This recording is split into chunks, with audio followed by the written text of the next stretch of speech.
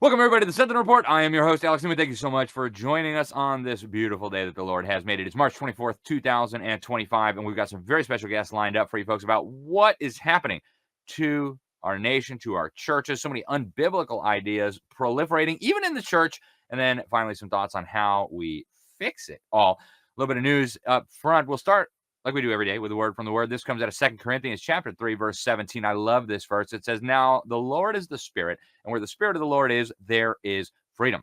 Folks, if you think you're going to restore freedom in this country without inviting the Spirit of the Lord back into this country, you're mistaken. It's not going to happen, never has happened, and never will happen. God is the author of freedom. You cannot have real freedom without the Spirit of the Lord. Remember that as we go about the hard work of exposing the tyrants and the evildoers and standing for truth, righteousness, and justice. Now, going right into the news, folks, we've got a lot going on. Trump has been keeping campaign promises. He has now released the most recent, or the remaining John F. Kennedy files in a massive document of over 63,000 of them. No smoking guns yet, but researchers are looking through it. We're learning about the self-preserving nature of the CIA and the deep state. One of the documents that was released highlights Mr. John Garrett Underhill, an intelligence agent from World War II, who was on a first-name basis with many of the top brass at the Pentagon. According to the newly declassified reports, the day after the assassination, Gary Underhill left Washington in a hurry. Later in the evening, he showed up at the home of a friend in New Jersey. He was very agitated. He said a small clique within the CIA was responsible for the assassination, and he was afraid for his life and would probably have to leave the country. Wow. Later, Underhill committed suicide in his apartment. So we'll bring you more updates as we find him. Andrew Mueller, Chief of Operations at Liberty Sentinel, also writer for The New American, he is doing a deep dive into some of this, so we'll have more as we get it. Now, last week, the president signed an executive order dismantling the U.S. Department of Education. I always get that wrong. In his speech before signing, he said he's going to try to return all these responsibilities back to the states. Check it out. My administration will take all lawful steps to shut down the department. We're going to shut it down and shut it down as quickly as possible. It's doing us no good. We want to return our students to the states, where just some of the governors here are so happy about this. They want education to come back to them, to come back to the states, and they're going to do a phenomenal job. You know, if you... Yeah, and Trump also pointed out some of what's going on with our poor children, these victims of these government brainwash camps. Listen to this. After 45 years, the United States spends more money on education by far than any other country, and spends likewise by far more money per pupil than any country, and it's not even close. But yet we rank near the bottom of the list in terms of success. Yeah, folks, it's bad, as you know, if you watch this program regularly. Now, Chuck Schumer went on The View and shared a little bit about the Democratic Party's messaging, and he had some fun things to say about Americans who want to keep their own money. Check it out. And you know what their attitude is?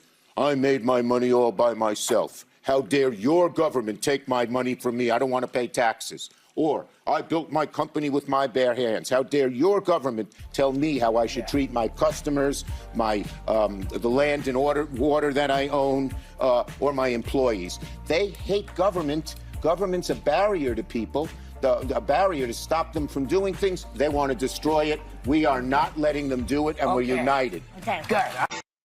How dare they think that they built that, right? Government built that. Now hand over your money. How dare you think you should be able to keep the fruit of your labor? Chuck Schumer should have the fruit of your labor. He knows how to spend it better than you. Planned Parenthood and Ukraine. I mean, come on, guys, right?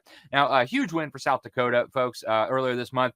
Massive win. 3 of the key election bills passed, and they are now waiting for the governor's signature. Folks, this is really, really huge. The details on these are fantastic. But if all 3 of these end up in law, it's going to be very good for election security in South Dakota. Now, we've also got homosexual and transgender newborns. At least that's according to a weird questionnaire at the Inspira Health facilities in New Jersey. Parents are asked whether their newborn child identifies as male, female, transgender, male, I can't even say all this garbage, gender queer. Okay, yes, these are newborn babies, folks. And also, which of the following best describes your baby? Homosexual, bisexual. Really? Prefer not to answer? Folks, if you didn't know, newborn babies can't identify as anything. They're newborn babies, okay?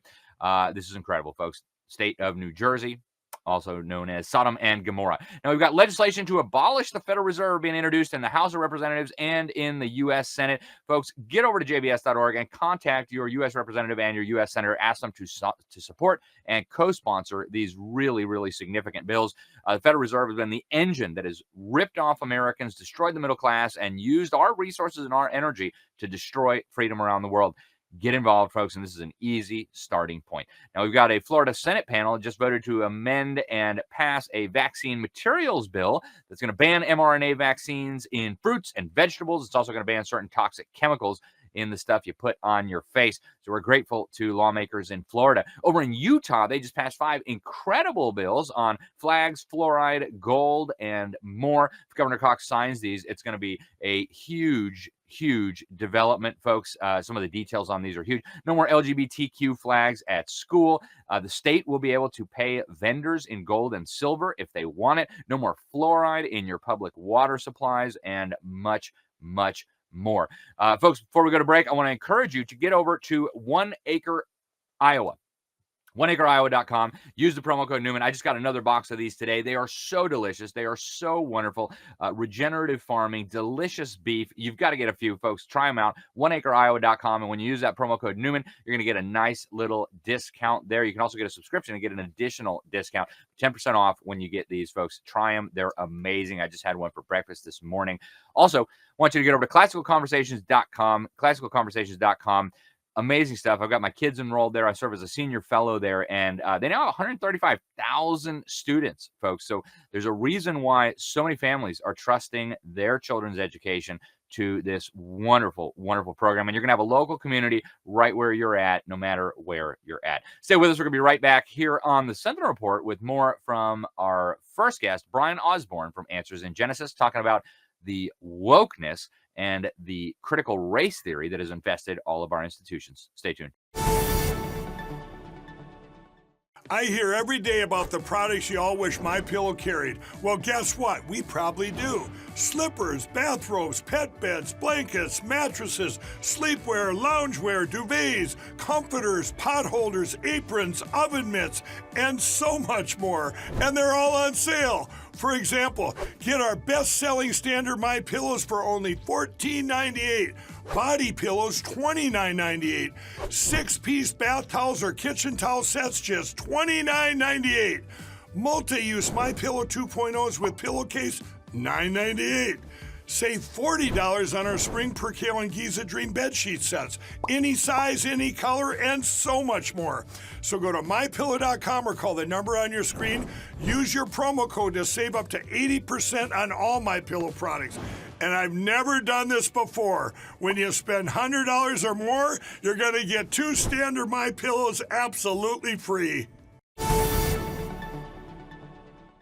Welcome to the Sentinel Report, guys. Thank you so much for being with us. Our guest today is doing something incredibly important. He's taken on the DEI and the CRT and the whole alphabet soup of acronyms that basically stand for wokeness, which basically stands for rejecting the principles that God's word teaches. Now, as you know, the federal government right now is doing what it can to try to get the DEI and the race nonsense out of our schools. The federal government, under the leadership of the Trump administration, is urging some of the more Democrat states, shall we say, to rein in this kind of wokeness that's happening in the schools. And of course, a lot of it is political, right? People say, well, we don't want the left-wing politics in there. But there's also a biblical component that is probably even more significant than any of the political or ideological issues. And I can't think of anybody better to discuss this with us than our guest today. His name is Brian Osborne. He's an educator. He's an author. He's actually a speaker for Answers in Genesis. We had Ken Ham on just recently, an incredible leader exposing some of the lies that have so thoroughly saturated our culture.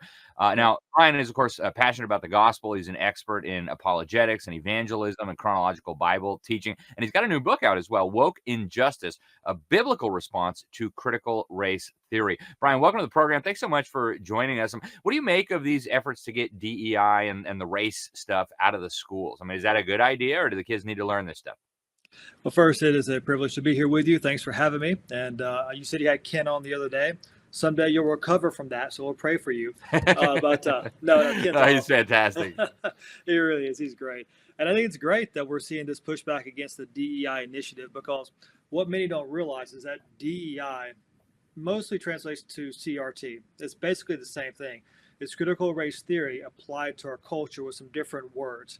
And so, as we'll see as we flesh this out, critical race theory, diversity, equity, inclusion, what they really are new ways to practice racism in a new form to shift power from the oppressed to the oppressors by CRT standards, which was based in Marxism. It's a totally anti-biblical worldview. And we'll see that's not a good thing for our culture, but God's principles are, we should say, rooted in those. Absolutely. Well, let's get into the biblical principles. And I know Answers in Genesis has spent a lot of time teaching on the race issue. And I've actually learned a lot from what you guys have shared. But let's start there. Did God create races? Does it even make sense to be talking about races? It's so funny. You're dead on. The idea of being racist actually is pretty dumb, because biblically speaking, and that lines up, and this course explains reality, there is just one race, the human race. God made Adam and Eve, and from those first two people comes every person ever. That means we can all trace our family trees back to one man, one woman, Adam and Eve. That means, biblically speaking, and confirmed by real science, there is just one race, the human race. So to be racist is to hate your own race, which is a suicidal ideology, right? And so it's dumb on the face of it. And so, of course, biblically speaking, there is just one race now. Are there different ethnicities? Absolutely. And so we explain that within the biblical worldview, God put inside of Adam and Eve a lot of genetic diversity to produce lots of diversity within mankind over periods of time. But we all go back to Adam and Eve. There is just one race, the human race. And we build our thinking and how we interact with people and how we set policies within that biblical framework. Yeah, and Brian, as you know, a lot of these people who are pushing the CRT, the critical race theory, and the DEI, I mean, they start with a kernel of truth, right? There were in the past times when people from Europe mistreated people from Africa, and when people from Arabia mistreated people from Europe and from Africa. So there has been historically these issues of racism, quote unquote, if you will.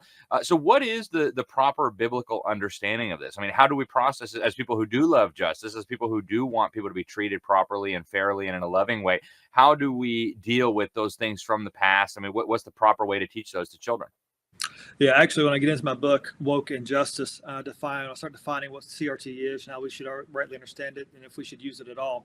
What I want people to understand is that within a right understanding of history, no one rejects the reality, if they are sane or just want to be truthful, that there have been atrocities in America's past. There's been atrocities throughout human history, but definitely in America's past. We see segregation, Jim Crow laws. We see racism explicitly practiced in our nation. We see racist policies put forth, even the Supreme Court in America's history. There were absolute evil, horrendous atrocities committed in America's history. No doubt about that. My question is CRT the answer? Is critical race theory, which is a neo-Marxist ideology, is it the right tool to use to understand why those things happened, why they're wrong, and what the solution should be for now and for in the future? And the short answer is no, no, no, no. Because, as I mentioned, it's a Marxist ideology. It interprets everything wrongly. It gets our identity wrong. It gets our problem wrong. It gets the solution wrong. It starts outside of God's word. Actually views the Bible as part of the problem. And so we don't start with man's ideas. We start with God's word. And within the biblical framework, we can explain why racism is so evil. Because God says that we're all made in God's image, found in Genesis chapters 1, 2, and 3. The Bible explains why racism is evil, because it violates that fundamental tenet that we're made in God's image, and where this evil actually came from back in Genesis chapter 3. Well, man's sin bringing death and suffering and corruption into God's perfect creation. And then based on that, we know that the only solution to racism is a changed heart through the gospel of Jesus Christ. Because at its core, racism is not a skin issue, it is a sin issue. Which is why you see racism throughout human history, way before the idea of whiteness or wokeness ever came onto the scene. Fascinating. Now, you said something that I want to pick up on. You called CRT a neo-Marxist tool. We had Vodi Bauchman to talk about his book, Fault Lines, and a new one as well. And he did, I think, a good job of kind of putting this into a biblical context. But I want to pick up there. Sure. What does it mean that it's a neo-Marxist tool? And why have Marxists and these really totalitarians glommed onto this theory in such a way that it's now being taught in classrooms, that it's now even in some evangelical churches. I mean, how did a neo-Marxist idea end up, for example, getting passed as a resolution in the Southern Baptist? I mean, I know they walked it back, but how did the Sure. Southern Baptists end up embracing this as an analytical tool? Yeah, man, there are so many good questions in that one long question. I'll try to break that down. So first, what is neo-Marxism? You have Vody on, so Vody's incredible. His work on fault lines was just a great seminal work on this issue, which was a great help to me in a lot of ways. But when we say neo-Marxist, we mean a new Marxist idea. So if you trace this back, this is the short version of it. But Marx comes along and says the problem of society is you have those with the haves and those who don't have, the have and have-nots. Actually, in the Communist Manifesto, he called it the oppressed versus the oppressor, like we see that language so used today. And he actually anticipated that the oppressed, the have-nots, would rise up in opposition against those who have to take back the resources they were rightly owed, to level the playing field and bring about some sort of Marxist utopia. But he predicted some grand revolution to make this happen. Well, when that did not take place the way he anticipated it would take place, Marxists following Marx began thinking, okay, what went wrong? How can we explain why it didn't really take place? And how can we fix this so the revolution does happen? Fast forward a bit, early 1900s, you get Antonio Gramsci, he's an Italian Marxist. And this guy basically adds to the equation something called hegemony. And he says the reason that the oppressed did not rise up the way we anticipated is because of hegemony. And that is the idea that the oppression is systemic. It's in literally the fabric of society. The oppression is everywhere.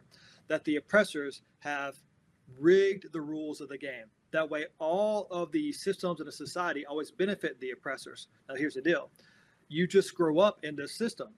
So the oppressed don't even know they're oppressed. That's why they never rise up in rebellion against the oppression.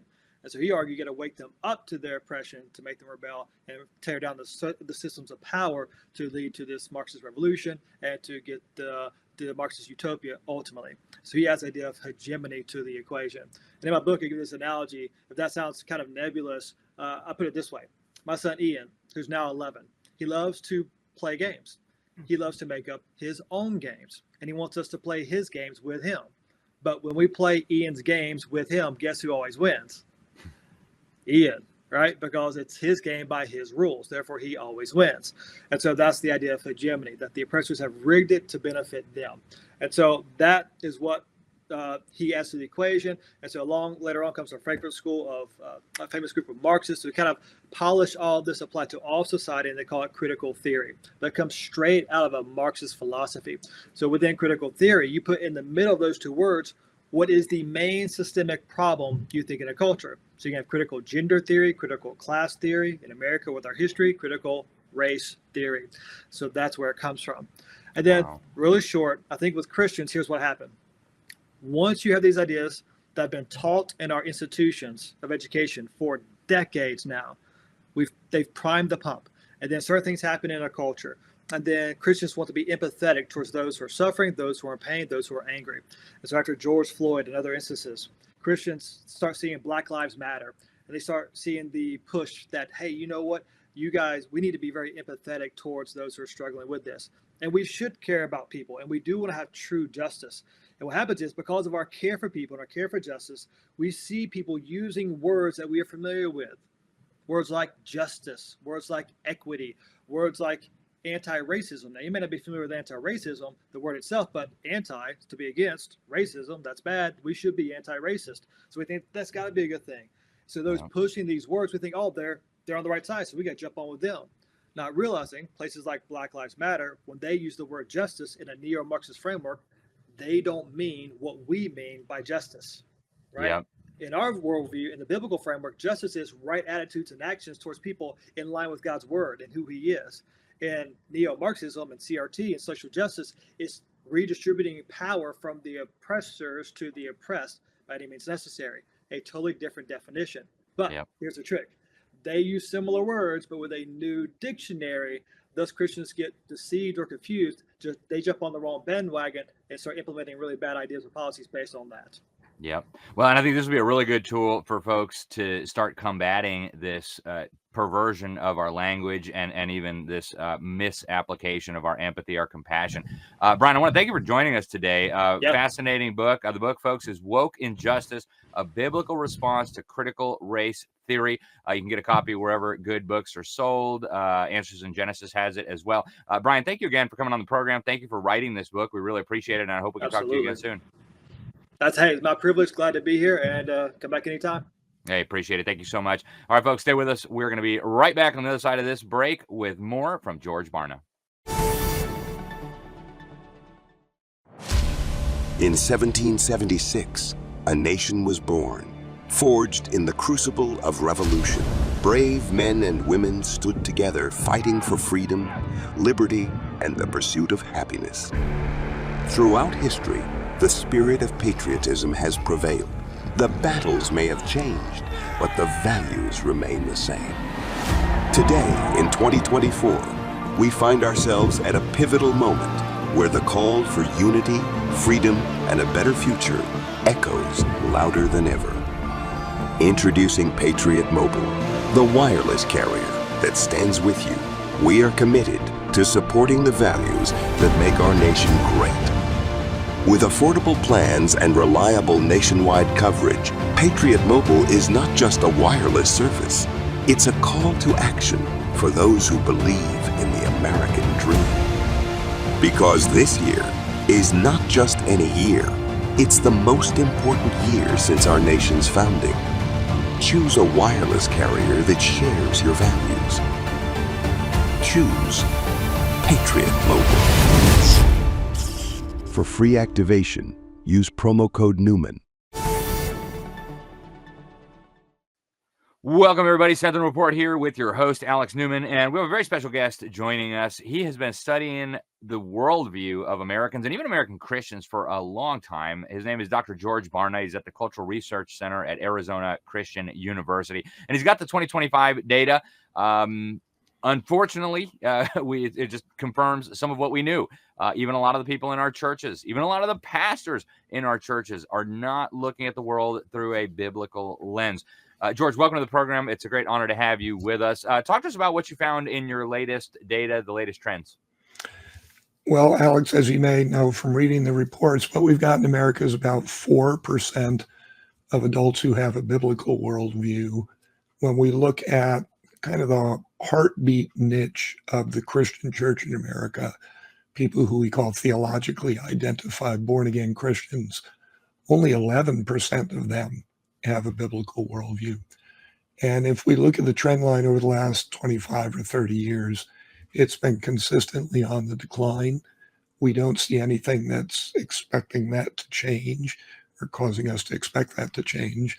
When we look at things generationally, we find that with each succeeding generation, there's a lower proportion of people in that younger generation that have a biblical worldview.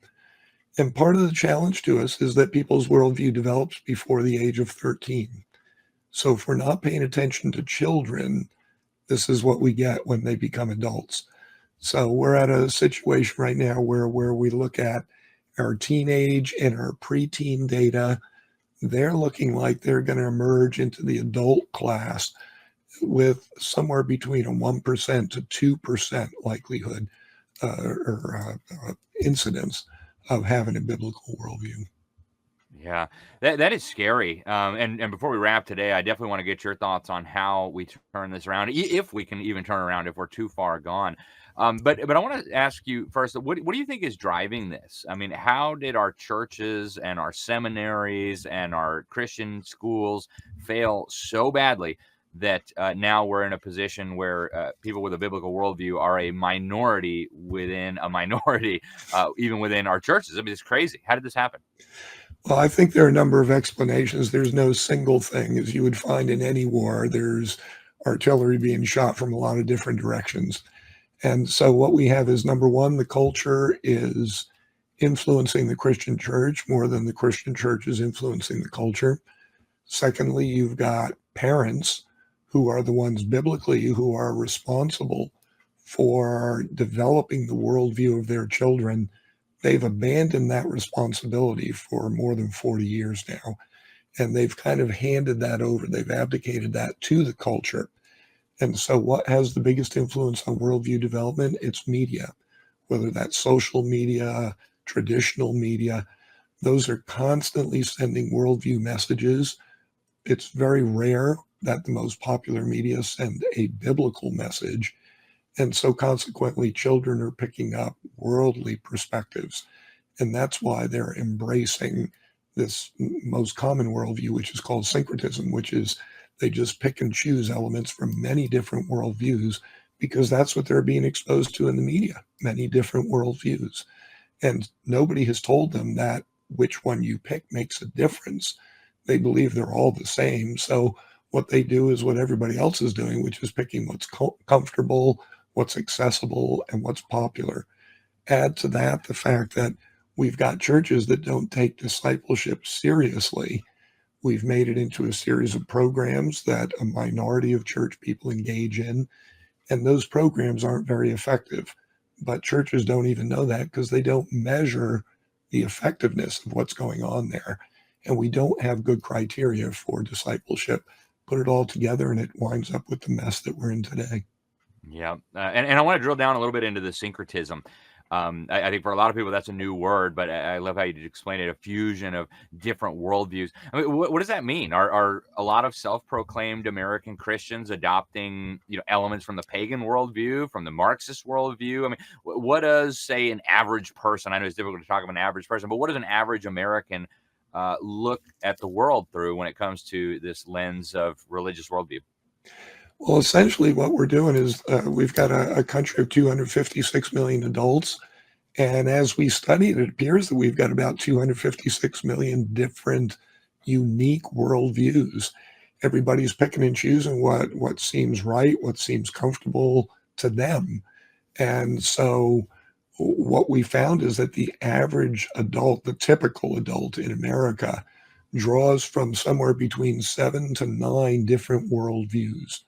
And the mixture of those ideas, those philosophies of life that they're drawing from, uniquely reflects where they're coming from, what their relationships are, what their experiences have been, what information they've received, what kind of life they want to live. And so they embrace those things that make the most sense to them and help them make the most sense of the world based on what makes them feel good.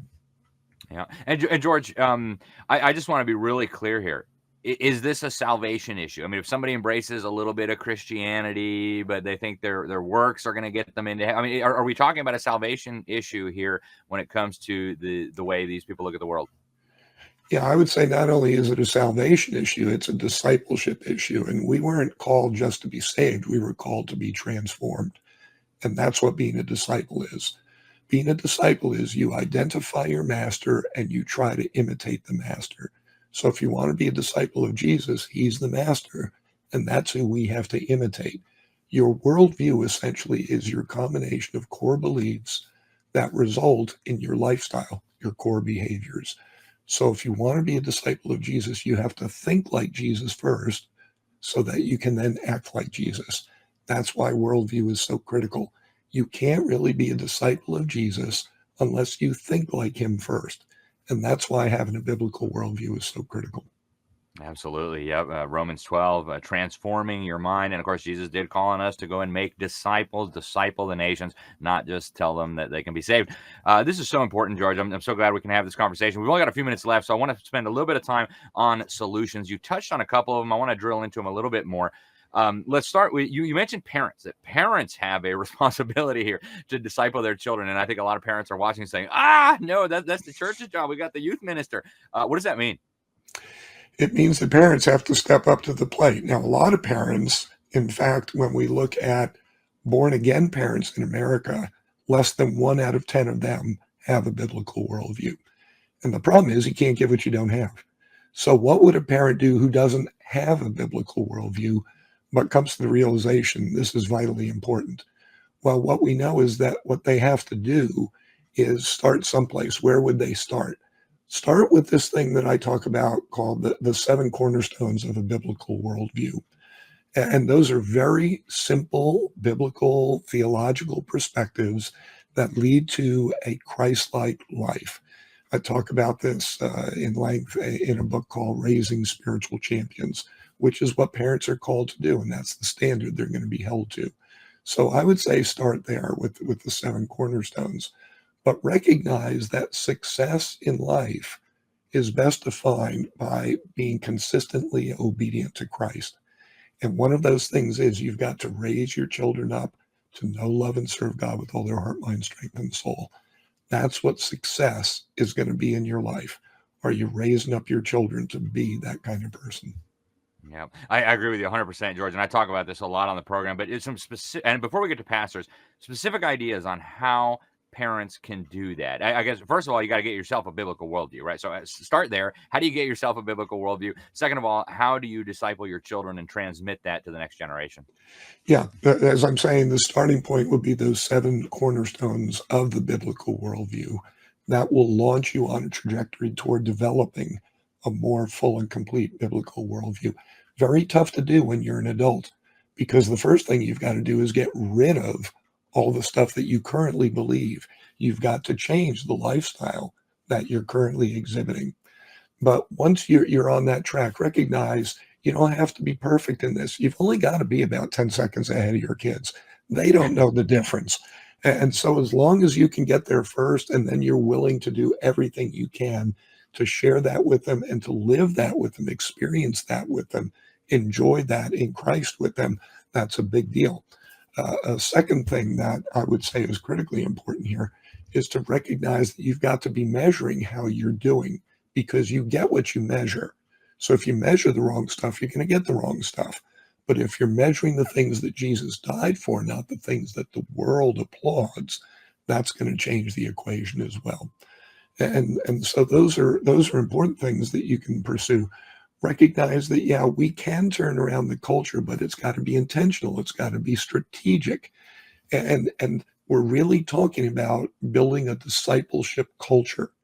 And in order to do that, you have to be a disciple, and then realize that the only people that can make disciples are disciples. Why? Because you reproduce who you are. And so if you want to reproduce disciples, you've got to be one first.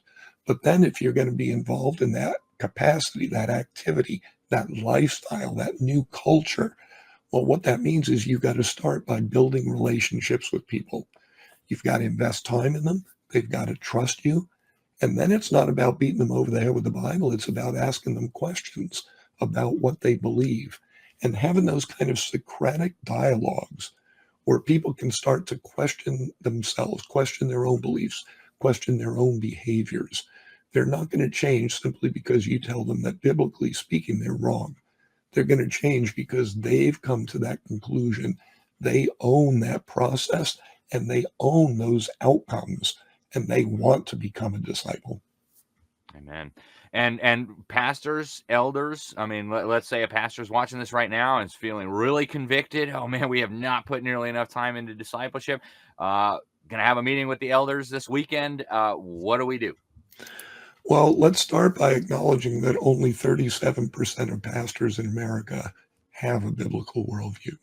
So they've got to get on this same track as everybody else and make sure that they're in the right place spiritually, so that whatever it is that they're reproducing is going to be something that really honors God and advances his kingdom. Part of the problem we have in America today is pastors stand in the pulpit and say, essentially, go out and reproduce yourself. And then when people do that, we're shocked when the church doesn't look at all like the kingdom of God, doesn't look at all like what Christ died for. How could that be? They're out there reproducing themselves. Yeah, but they're not really disciples of Jesus. So they're producing disciples of the world, which is what they are. And then we're shocked. So we've got to stop that. And part of it, too, is that pastors need to recognize, I would say, that if we're going to build disciples, we start with children. What we do in our churches today is we focus almost entirely on adults. Most of our budget goes there. Most of our staffing goes there. Most of our programs are for adults. The preaching is to adults. We put all our eggs in the adult basket. It's too late. Adults basically don't change unless they have a serious crisis in their life that challenges everything they thought and believed and do. Well, we can't wait for that. The better strategy is to go where that worldview is developing. That's with children under the age of 13. And so put most of our resources, most of our time and energy and money and programming and space, everything that we've got, pour it into children. The world is doing that. They're doing it with advertising. They're doing it with education. They're doing it with everything, every resource that they have, because they know the same phrase that Hitler and Mussolini and Mao Zedong and a bunch of Stalin and others used. Give me a child until, and they use different ages, but they basically say, give me a child until they're 9 and I'll rule the world. Because we know that, yes, once you implant in their mind and then that goes to their heart, what to really believe and how to really live, it's not going to change as they get older. All they're going to try to do is figure out, how do I become more sophisticated in being that kind of person? The church needs to get there with the gospel and the truths of Scripture before a child reaches the age of 13. If we can do that, we will rule the world through Christ, for Christ. Amen. And you look a lot at the trends, and I know they don't look good right now. Are you hopeful that this can be turned around, or is America inevitably headed for huge problems? Look, we've created our own grave here, and we're inviting ourselves to jump in it, but we don't have to. We can make a different pathway. And you know, when you look biblically at how God transforms a culture, he never waits until he has a majority. He always used what the scriptures call a remnant of people who are sold out to him. And when you study cultural transformation in the Bible, what you find is that he'll have a whole group of people, that remnant, they're a small minority. But then when he goes to change the culture, he takes even just a small proportion of that small proportion. He doesn't need a lot of people. He just needs the right people. Do we have them in America? Yes, we do. But our problem is that we've been so distracted by all the things of the world, and we don't have churches that are focusing us on the things that really matter. But do we have the people? Yes. Now we've got to get the focus and get busy. Amen. You've got a lot of resources, Dr. Barna. Raising Spiritual Champions is your book. That's available wherever good books are sold. People can find more about you at georgebarna.com. And, of course, your latest report, American Worldview Inventory 2025, a national study for strengthening the worldview of Americans. I hope people will get a copy of that. How else can people follow and support your work, Dr. Barna? The other place they can go is to culturalresearchcenter.com. That's the research center at Arizona Christian University where I work, and that's where we do all the research that we're doing. And so there's a lot that's available there for free as well. Folks, go get some of this stuff. I'm telling you, share it with your pastor, share it with your elders, and more importantly, share it with your children, okay? We've got a major crisis, as you will see as soon as you take a look at these numbers. Dr. Barna, thank you so much for doing the work that you do, and thank you very much for joining us today. We sure appreciate it. Thank you, Alex. Absolutely. Really appreciate it. All right, folks, stay with us. We're going to be right back on the other side of this break with Hannah Faulkner, a young lady who's at the tip of the spear when it comes to exposing evildoers and defending truth and righteousness. We'll be right back. We're living in World War III, an all-out attack against the Christian church, the Christian faith, and families everywhere. With over 80% of professing Christian teens abandoning the faith by their early 20s, it's clear we're in a spiritual battle for our very lives, and those of every generation after us. Hosea 4:6 says, "My people perish from lack of knowledge." That's why GTI created our new You Are What You Think Biblical Worldview package, combining short video teachings along with textbooks, all designed to equip you and your family to discern the good ideas from the evil. Enjoy vibrant discussions over the critical issues of the day using the Bible as your guide. Go to gtimin.com, click the blue banner at the top, and enter the coupon code Newman at the checkout to receive this powerful series for only $99. That's gtimin.com, click the banner at the top, and enter the coupon code Newman at the checkout. Or purchase it directly from libertysentinel.org. Welcome to the Sentinel Report. Alex Newman, your host here, folks. We've got a very special young lady joining us today to talk about some really important issues. I met her at one of the Reawaken America events we had in North Carolina.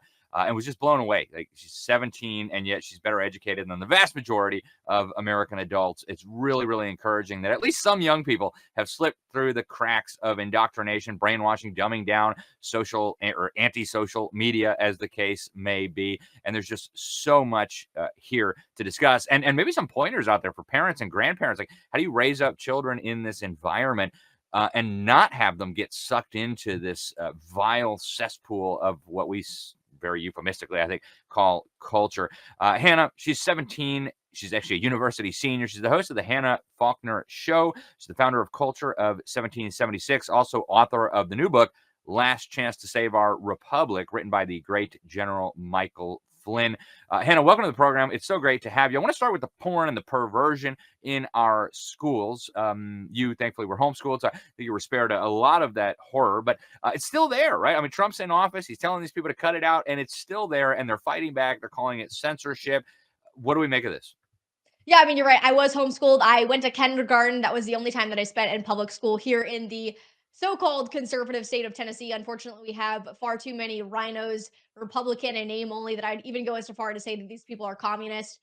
They are America last. They are not Christians. They'll call themselves conservative Christians all day long, but that's the only way they're going to be voted in here in the state of Tennessee. But the reason that we're here is because Christians have been extremely apathetic and complacent to these issues, thanking God that we're not like California, Oregon, or some liberal state, when in reality, this stuff is happening worse behind the scenes, and we just aren't paying attention to it. I mean, I get messages all the time from people that move from California to Rutherford County, Tennessee, and call me up and they say, Hannah, I am appalled by the books that my children are bringing home from these elementary, middle, and high schools here in Tennessee. It is worse than California, because at least in California and these liberal states, the Democrats just come out and tell them exactly what they stand on and what they believe in. Rather, here in the conservative state, they lie to us. They tell us they're conservative Christians, and in the same day, will vote to keep pornographic and explicit books in the library. But here's my message: is number one, obviously, this is a spiritual warfare that we're fighting, good versus evil, moral versus evil. And no sane and no healthy society is any kind of politician, any kind of leader, even having the discussion that you should be able to chop off your healthy breasts and genitals, or that you can become the opposite sex. And this is when you know that you have reached a point in society and culture where its people have completely rejected a level of common sense, moral standards. And so, as you talk about these books, I mean, it's infiltrated all of our libraries here in Tennessee. Thankfully, we've got some school board members that are solid Christian conservatives that are making their voices heard, that aren't afraid of lawsuits or people coming against them, and they're speaking up. But here's the thing: is that in 1963, a woman by the name of Patricia Nordman, she was speaking in front of Congress in 1963, warning them about the current communist goals in America. And the 25th goal, as I'm sure you know, is to convince the public that the censorship of obscene material and pornographic content is a violation of the First Amendment and censoring one's speech. This is not censoring one's speech. This is called protecting children's innocence. And it goes back to the fact that in no sane and no healthy and in no moral society should we even be having these kinds of conversations. Yeah, you're absolutely right. You know, I think of Ephesians chapter 5, which has been my motto in journalism, to have no fellowship with the unfruitful works of darkness, but rather to reprove them. And then it says some of these things are so shameful, they shouldn't even be talked about. And I feel like that's so much of what's happening today. Last week, we reported on this vile book here in Florida, the conservative bastion of Florida. They had this nasty, it was so gross, we couldn't even play the excerpt of the mom reading it because it was, I mean, it involved human murder and weird sex stuff and cannibalism. I mean, just so vile. And these are for elementary school students. You don't even know what to make of it. But that speaks to a broader issue, Hannah, that I wanted to talk to you about, and that is the issue of sexual morality. I mean, we see now families crumbling. We see fornication exploding. We see this feminism, this ideology that I think is being used by communists and other evildoers to destroy the family. Talk to us about the trend lines that you see, where this is all going, and how we might pull back from the brink. Yeah, well, I mean, just as you know, and most of your listeners, I'm sure, know, is that throughout any communist country, throughout any society where these dictators, these communists, these tyrannical leaders want to destroy their nation, they start with breaking down the family. And how do you break down the family? Well, by confusing male and female roles in society. And I believe the feminist movement has been arguably the greatest threat to the family unit here in America. I mean, you've seen throughout history, nations and dictators will use movements such as free love or liberation movements, which is what they used through the feminist movement promising women that they will have more rights and that in order for them to be truly free or no longer oppressed, they need to sleep around or do whatever they want with whoever they want, and they need to get a job and move out of the home and not make family a priority, which now we see in 2025, where this generation of women is the most depressed, the most suicidal, and the most anxiety ridden generation. And I saw the other day that it said by 2030, if we continue the path we're on, 45% of women ages 25 to 44 will be unmarried and childless. So this has been a very strategic goal. I mean, to collapse the family to control society. You look at God's first commandment to mankind in Genesis 1:28, go therefore and multiply. Have a bunch of children with your husband and your wife in a commitment and a committed marriage. That was the first commandment to mankind that God gave us. And here you look at the left, even some of the Republicans, many of the things that they stand on are directly, diametrically opposed to God's first commandment to mankind. You look at climate change, it's all about population control. These vaccines, population control, the abortion, birth control, open borders. I mean, that is like the one of the fastest ways to destroy a nation is to have open borders. So all of this is extremely strategic. But you mentioned, I mean, just this the breakdown, how it even got to the point where now we've got men and women's sports. We've got people, obsessing over pedophiles and defending them to their grave. And it starts with normalizing promiscuity. It starts with normalizing things like the Playboy magazine, normalizing sex outside of marriage, then opening up the doors for easy divorce. People can get divorced. There's no commitment. It's just, whatever you want to do. Then starting to normalize homosexuality, then transgenderism. And now people wonder, how in the world do we have men and women's sports? Well, because of the feminist movement. And I tell people all the time, it's almost as an oxymoron to claim to be a feminist against men and women's sports when feminism is what has caused men and women's sports today. Because if you look at the 80s and 90s, the feminist movement alongside Planned Parenthood was pushing this notion that there's no difference between male and female. It's just a social construct. So if there's no difference between male and female, then why does it matter that they're in our spaces? So very strategic. If you do a quick research study, we will know that when you give an inch into sin, just like you were saying out of Ephesians 5, when you give an inch of sin, our enemy Satan, he'll take he'll take miles. And now today in 2025, the most researched type of pornography is incest. So what's next? I think your audience can answer that for themselves. It's so vile, and we got people identifying as cats and tortoises, and Romans 1 comes to mind. Oh man, it's so bad. Hannah, on a separate subject, but obviously related, we're seeing an increase in violence. It's almost like we're seeing the beginnings of a revolution with the attacks on Tesla and the crazy political leaders calling for uprisings and attacking conservatives. We see now the attacks on the cars and the car dealerships because they're associated with a guy who's working with Donald Trump.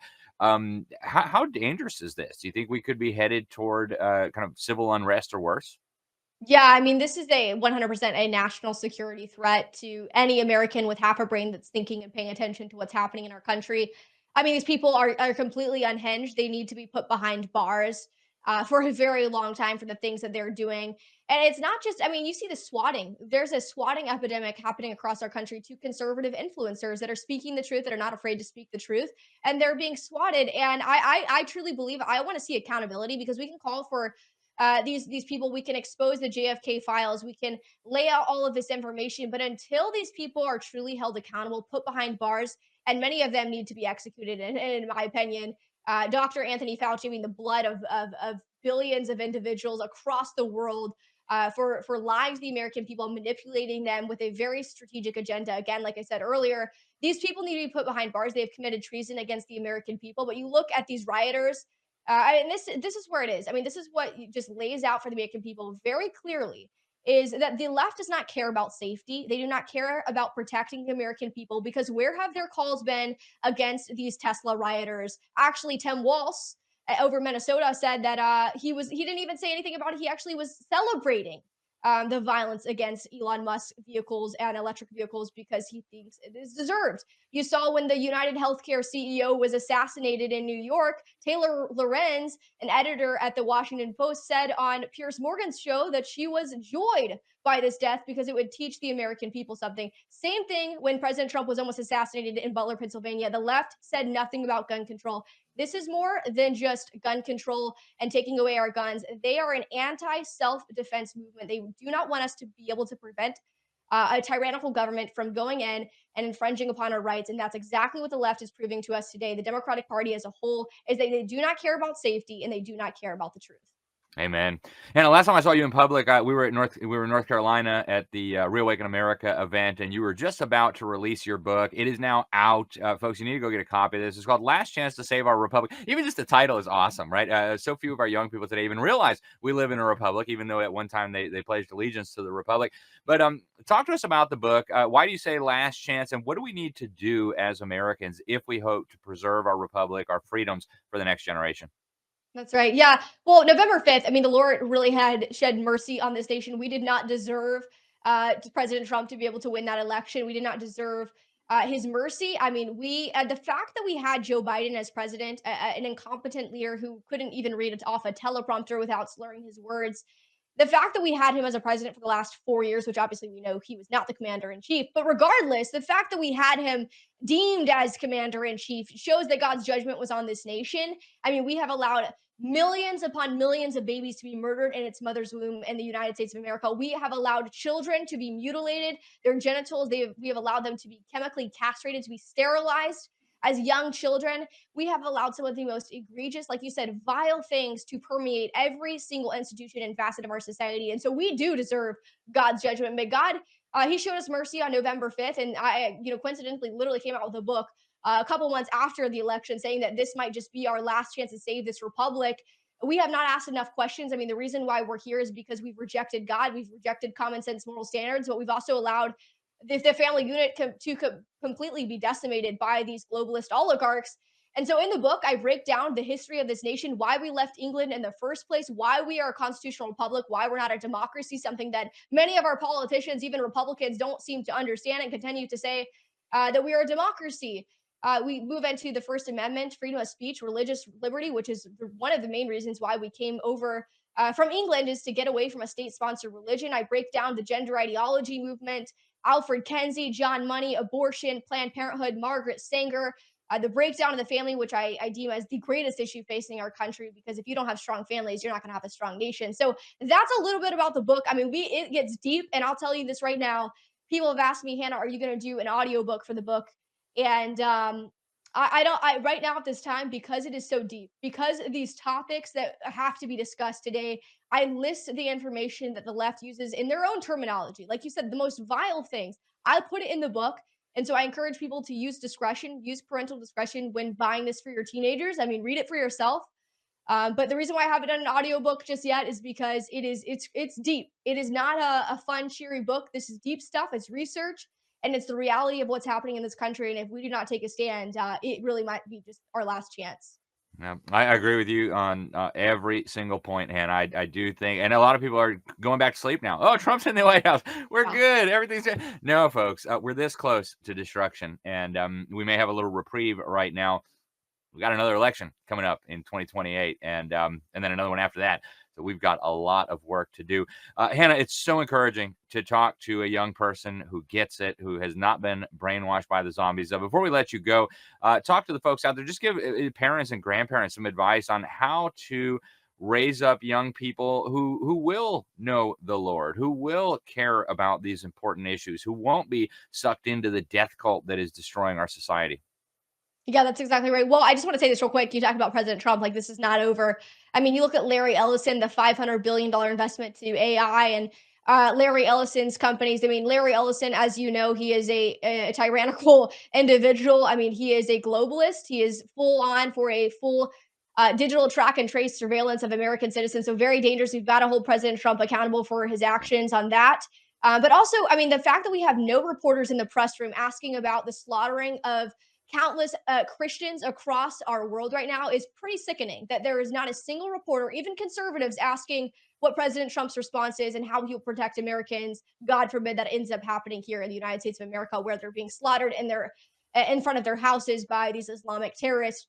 But to parents, I mean, teach your kids the why behind the what. Bring them to school board meetings. Bring them to city council meetings. So often I show up to these events and there's no children. There's no grandkids. And I know these people have kids. I know they have grandchildren. Bring them to these events, because we cannot expect the next generations to get involved unless they see with their own eyes that you, the parent, that you, the grandparent, care about the truth and are going to defend their freedoms and liberties to your grave. So involve them, teach them the why behind the what, get involved in a church, a community, surround them with like-minded people. I mean, it says clearly in Proverbs that bad company ruins good morals. So surround your kids with good, solid Christian leaders. Involve them in adult conversations. I mean, that's one of the best ways they can learn about life and politics and religion is involving them in these adult conversations, obviously that are age appropriate, but involve them, teach them the why behind the what, and don't back down. Yeah, I love it. Hannah, your show, the Hannah Faulkner Show, people can find that anywhere good shows are, including Rumble and other places. The book, Last Chance to Save Our Republic, is available anywhere good books are sold. How else can people follow you? Yeah, my Instagram is Hannah Faulkner 1776. My website's cultureof1776.com. And then my X page is Hannah F 1776. Fantastic. Hannah, thank you for what you're doing. Thank you very much for joining us today. I hope we can talk to you again very soon. Absolutely. God bless you. God bless you too. All right, folks, that is all we have time for today here on the Sentinel Report. But I want to thank you for tuning in. Thank you for all that you do for God and our country and the next generation. We've got to stay involved. Now is not the time to go back to sleep. Really appreciate you tuning in. Get over to our website, libertysentinel.org, libertysentinel.org. You can sign up for the free newsletter and so much more. Until next time, thanks for watching or listening, and God bless you all.